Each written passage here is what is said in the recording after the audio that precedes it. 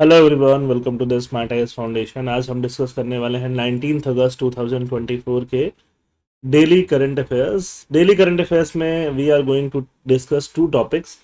First is lateral entry into bureaucracy. ये बहुत ही news धमाल मचा के रखा हुआ है, तो हम लोग इसको समझते हैं। गवर्नेंस, पॉलिटी, इनफैक्ट एथिक्स के लिहाजे से भी ये टॉपिक हमारे लिए इम्पॉर्टेंट है। Second is Japan and India co creators of new solution. Japan and India relation के बारे में है, जो आईआर जीएस पेपर 2 में काम आएगा। प्रीलिम्स में लैटरल एंट्री क्या होता है, ये चीज आपके काम आ सकती है। तो हम लोग स्टार्ट करते हैं with the first very topic, lateral entry into the bureaucracy.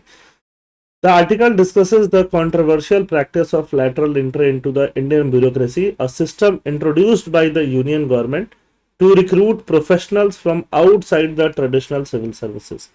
जैसे आप सिविल सर्विसेज की प्रिपरेशन करते हो, है ना, तो आप एग्जामिनेशन दोगे। यूपीएससी जो एग्जामिनेशन कंडक्ट कराती है, यूपीएससी सिविल सर्विसेज एग्जामिनेशन, जिसको यूपीएससी सीएससी बोलते हैं, या एपीएससी दोगे, है ना, स्टेट पीसीएस दोगे, एपीएससी सीसी जिसको बोलते हैं। ये एग्जामिनेशन अगर आप क्वालिफाई करते हो, प्रीलिम्स देते हो, मेंस देते हो, इंटरव्यू देते हो, उसके बाद सेलेक्ट होते हो, तो आपको रेकमेंड किया जाएगा ब्यूरोक्रेसी में।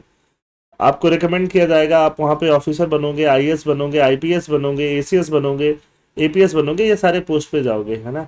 तो इसके साथ ही आपका प्रमोशन होते जाएगा। आप joint secretary, junior secretary, secretary, additional secretary, इन सब लेवल्स पे आप जाते जाओगे, तो है ना, डायरेक्टर के पोस्ट पे भी जाओगे, ये सारे पोस्ट पे आप जाओगे। बट लैटरल एंट्री क्या है? लैटरल एंट्री क्या है कि आपको यूपीएससी का एग्जाम नहीं देना पड़ा, आपको एपीएससी का एग्जाम नहीं देना पड़ा, आपका डायरेक्ट एंट्री हो गया इन बड़े बड़े पोस्ट पे, जो सेक्रेटरीज के पोस्ट है या ज्वाइंट सेक्रेटरीज के पोस्ट है, एडिशनल सेक्रेटरीज के पोस्ट है, इन पे आपका डायरेक्ट एंट्री हो जाता है। आप 40s की एज में हो, आपके पास 10 ईयर, 20 ईयर, 15 ईयर प्लस का एक्सपीरियंस है किसी किसी स्पेसिफिक फील्ड में, और उस एक्सपीरियंस के बेसिस पे आपका इंटरव्यू होता है और आपका सिलेक्शन हो जाता है। इसी को बोलते हैं लैटरल एंट्री। तो लैटरल एंट्री होना चाहिए कि नहीं होना चाहिए, ये अपने आप में बहुत बड़ा डिबेट है और हमेशा से ये होते आया है। क्या लैटरल एंट्री इस गवर्नमेंट ने स्टार्ट किया है? ऐसा भी नहीं है, पुराने गवर्नमेंट में भी लैटरल एंट्री से लोग ब्यूरोक्रेसी में आए हैं। बट इस गवर्नमेंट से 2018 के बाद से लैटरल एंट्री में थोड़ा ज़्यादा ही लोग आ रहे हैं। तो लैटरल एंट्री क्या है? Lateral entry refers to the recruitment of individual from outside the traditional government service cadre. Traditional government service cadre जैसे आईएएस वगैरह है, उनके आउटसाइड अगर एंट्री होता है तो फिड mid and senior level position. ये बिल्कुल बेसिक पोजीशन के लिए नहीं होता है जिससे कि आप जा रहे होते हो, उस बेसिक पोजीशन के लिए नहीं होता है। मिड लेवल जो आप सीनियरिटी से पहुंचते हो, या सीनियर लेवल गवर्नमेंट पोजीशन के लिए लैटरल एंट्री होता है। एडवर्टीजमेंट फॉर रिक्रूटमेंट, अभी यूपीएससी ने एडवर्टीजमेंट निकाला था पोस्ट ऑफ ज्वाइंट सेक्रेटरी के लिए, डायरेक्टर के लिए, डेप्यूटी सेक्रेटरी के लिए, in 24 ministries of union government.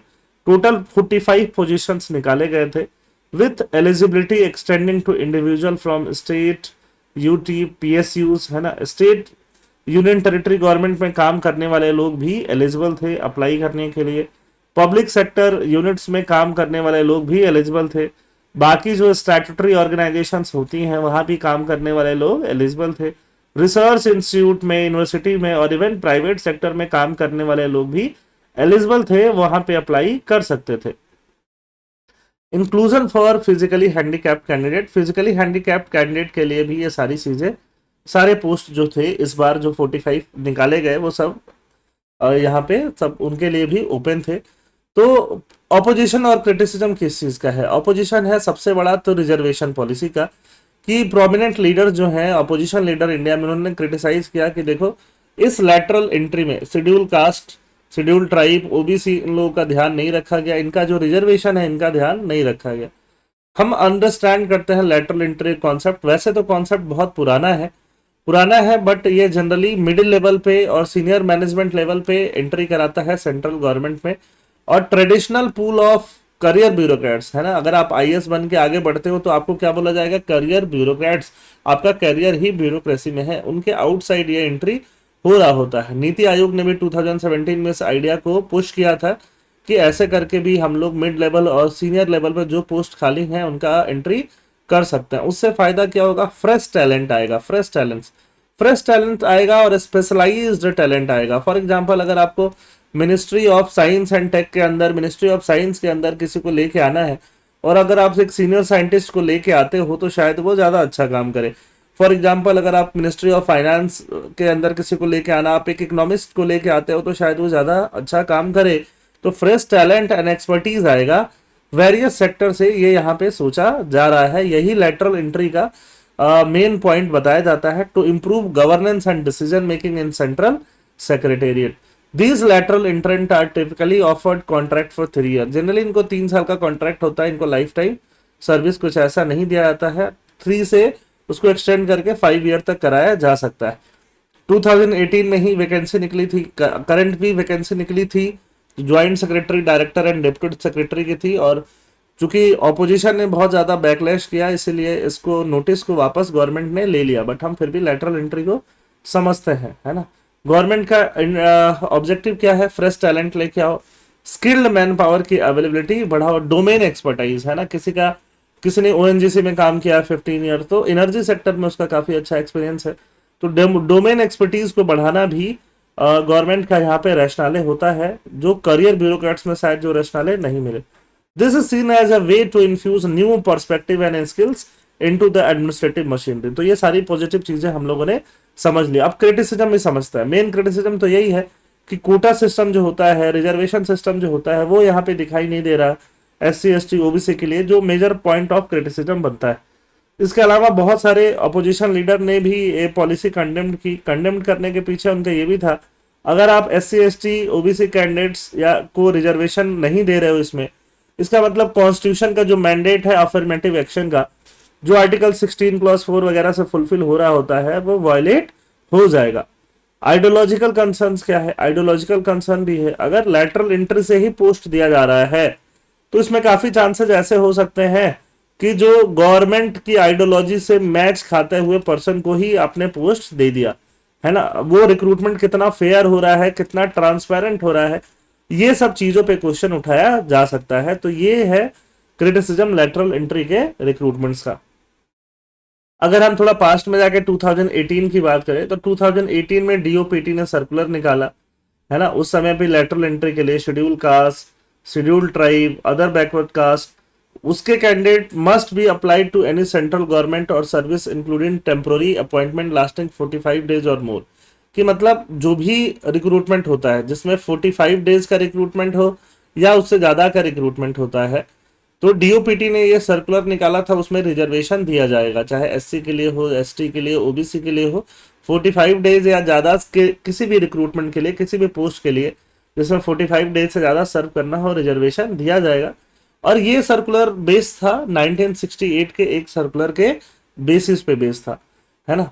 Lateral recruitment में लेकिन अब रिजर्वेशन में एग्जम्पशन की बात भी कही जा रही है कि लैटरल जो भी रिक्रूटमेंट होते हैं उनको शॉर्ट टर्म कॉन्ट्रैक्ट की तरह ट्रीट किया जाए, और शॉर्ट टर्म कॉन्ट्रैक्ट की तरह ट्रीट किया जाए, डेपुटेशन की तरह ट्रीट किया जाए।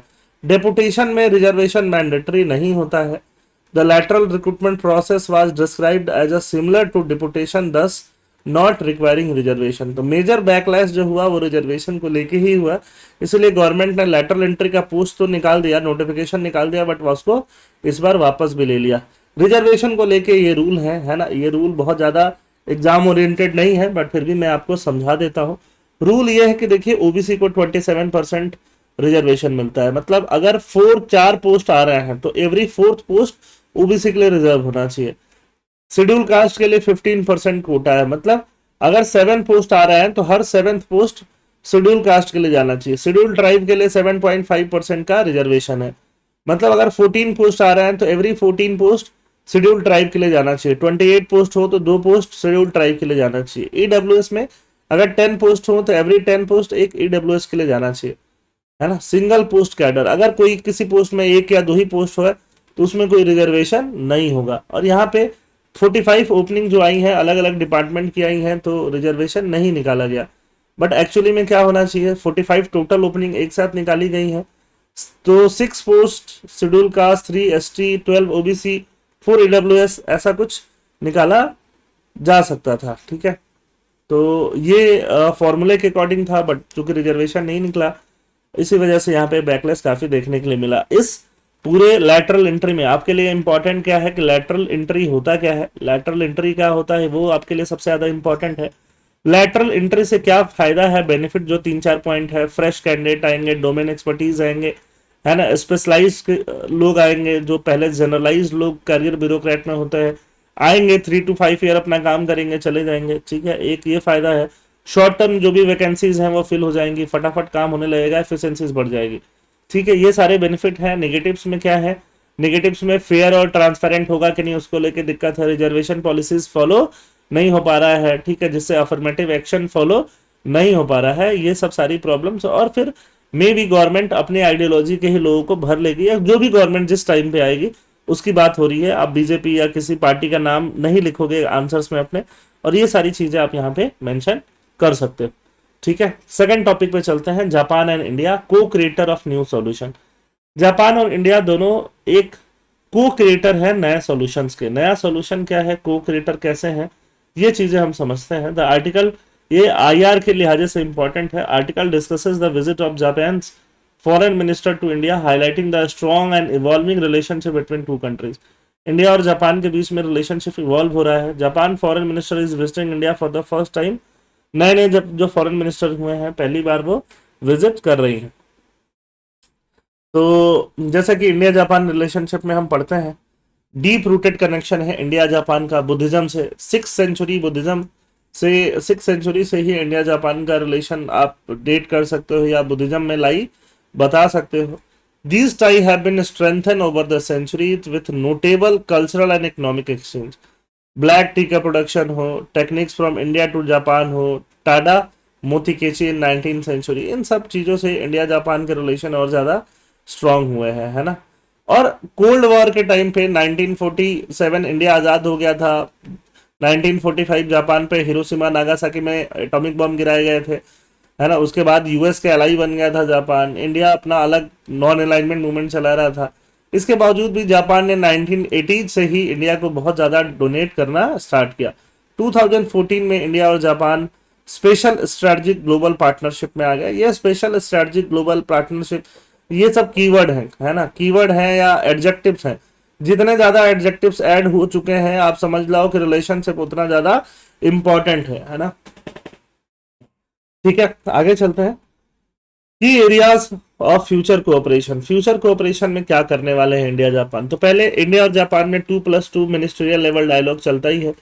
मिनिस्ट्रियल लेवल का क्या मतलब होता है, 2+2 मतलब 2 में foreign minister plus defence minister दोनों कंट्रीज के बैठते हैं, है ना। वहां पे हो सकता है ये चीज यूएस के साथ भी हम लोग करते हैं, ये चीज हम लोग जापान के साथ भी हम लोग करते हैं, ये चीज हम लोग ऑस्ट्रेलिया के साथ भी करते हैं, ठीक है। तो ये रशिया के साथ भी हम लोग करते हैं। तो ये 2+2 हमारा जापान के साथ भी चल रहा है। 2+2 होने से अगर फॉरेन और डिफेंस मिनिस्टर दोनों के एक साथ बैठते हैं, है ना, और डिस्कशन करते हैं तो इससे स्ट्रैटेजिक डेप्थ नजर आता है दोनों कंट्रीज के बीच का। काफी अच्छा डिस्कशन होता है और आगे का फ्यूचर पॉलिसी बनाया जाता है। ज्वाइंट मिलिट्री एक्सरसाइजेज भी होती रहते हैं इंडिया जापान के बीच में, है ना। मालाबार भी एक एक्सरसाइज है और भी बहुत सारी एक्सरसाइज इंडिया जापान के बीच में होती रहती है। Self defence forces, Japanese self defence force, Indian arm forces एक दूसरे को इक्विपमेंट में सपोर्ट करते रहते हैं, टेक्नोलॉजी में कोऑपरेशन करते रहते हैं। Shared strategic environment. The meeting aims to foster a shared understanding of strategic environment and further promote collaborative effort को फर्दर प्रमोट करने की बात हो रही है। Economic partnership and technological transformation की बात करें तो बहुत ज्यादा इंडिया जापान में हो रखा है। 1600 से ज्यादा जापानीज कंपनीज इंडिया में काम करती हैं, इंडिया में टेक्नोलॉजी ट्रांसफर और बहुत सारी चीजें करती हैं। अगर हम फ्लैगशिप प्रोजेक्ट की बात करें तो बुलेट ट्रेन प्रोजेक्ट जो है, जो अहमदाबाद से लेकर के मुंबई को जाएगा, उसको हाई स्पीड रेल प्रोजेक्ट बोल सकते हो। ये जापान ही सपोर्ट कर रहा है इंडिया में। साथ साथ इंडिया का नॉर्थ ईस्ट रीजन जो है उसमें सिर्फ जापान ही एक ऐसा कंट्री है जो अलाउड है इंडिया का नॉर्थ ईस्ट में क्या कर सके, इन्वेस्ट कर सके। Investment commitment. Both nations are committed to achieving 5 trillion yen investment target. दोनों नेशन कितना इन्वेस्टमेंट टारगेट अचीव करे, 5 trillion within 5 year as outline in 2022। 5 साल के अंदर दोनों 5 ट्रिलियन येन टारगेट अचीव करें। New areas of cooperation. Future collaboration with focus on green and digital transformation as well as enhancing the investment and business environment। Green and digital transformation पे भी दोनों countries बात करें, ये सारी चीजें हैं। पीपल टू पीपल एक्सचेंजेस तो होते रहे हैं, बट 2024 में कुछ खास है। खास ये है कि जापान में मनाया जाना है इंडिया मंथ और इंडिया में जापान मंथ। दोनों कंट्रीज के बीच में, लोगों के बीच में, पीपल टू पीपल में कल्चरल एक्सचेंजेस काफी ज्यादा होने हैं। बायलेटरल ट्राइज क्या होंगी, और ज्यादा स्ट्रेंथन होंगी जैसे ही पीपल टू पीपल एक्सचेंज बढ़ते हैं। फोर्थ पॉइंट की बात करें, women peace and security, WPS, women peace and security एक ऐसा एजेंडा है जिसको जापान बहुत पुश करता है। मतलब कि वुमेन को अगर फोर फ्रंट में रखते हैं तो उससे पीस आता है, उससे सिक्योरिटी आता है, उससे ह्यूमैनिटेरियन एफर्ट जो है और ज्यादा आगे फुलफिल होते हैं। इंडिया का रोल क्या है? इंडिया ने भी पीस कीपिंग ऑपरेशंस में वुमेन का पार्टिसिपेशन बहुत ज्यादा बढ़ाया है ना। जैसे लाइबेरिया में इंडिया ने ऑल वुमेन यूनिट भेजा था पीस कीपिंग ऑपरेशंस में, ठीक है। तो दोनों कंट्री इस पे बिलीव करती हैं कि जहां वुमेन सेंटर में होंगी, जहां वुमेन का रोल सेंट्रल होगा, वुमेन वॉर नहीं चाहती हैं, वॉर वगैरह बैक सीट पे आ जाएगा, पीस प्रमोट होगा, सिक्योरिटी प्रमोट होगा। Future collaboration, Japan and India will explore ways to materialise cooperation on WPS, particularly in disaster risk reduction. Disaster risk को रिड्यूस करने में भी WPS, women peace and security agenda बहुत ज्यादा काम में लेंगे दोनों countries. Global cooperation and regional stability, multilateral framework. Multilateral framework क्या है? एक तो क्वाड है। क्वाड में मेन बातचीत क्या होती है? क्वाड जो 4 कंट्रीज से मिलकर बना है, इंडिया, जापान, US और ऑस्ट्रेलिया, है ना। 4 कंट्रीज से मिलकर बना है जिसपे मेन बातचीत क्या होती है? Free and open Indo Pacific की होती है कि इंडो पैसिफिक जो रीजन है, पूरा पूरा इंडो रीजन और पैसिफिक रीजन, ये क्या रहे? फ्री रहे। फ्री रहे मतलब किसी कंट्री का, चाइना वगैरह का डोमिनेशन ना रहे, और ओपन टू और रहे। लुकिंग अहेड, इंडिया जापान एक स्ट्रॉन्गर पार्टनरशिप खोज रही है, शेयर्ड वैल्यूज जिसमें हो। The friendship between Japan and India is unique, grounded in long historical ties and shared democratic values. Global impact, as the world faces unprecedented challenges, Japan and India as partners is co creating new solution. नए नए solution चलो create करते रहे, piece promote करते रहे, Indo Pacific में promote करते रहे, इंडो पैसिफिक के बियॉन्ड भी प्रमोट करते रहे, स्ट्रेटेजिक रिलेशन को और ज्यादा स्ट्रेंथन करते रहे। The visit by Japan foreign minister to India marks a new chapter in bilateral relation with a focus on further deepening and expanding the partnership. तो आई होप दोनों topics आपको समझ में आए होंगे। थैंक यू, जय हिंद।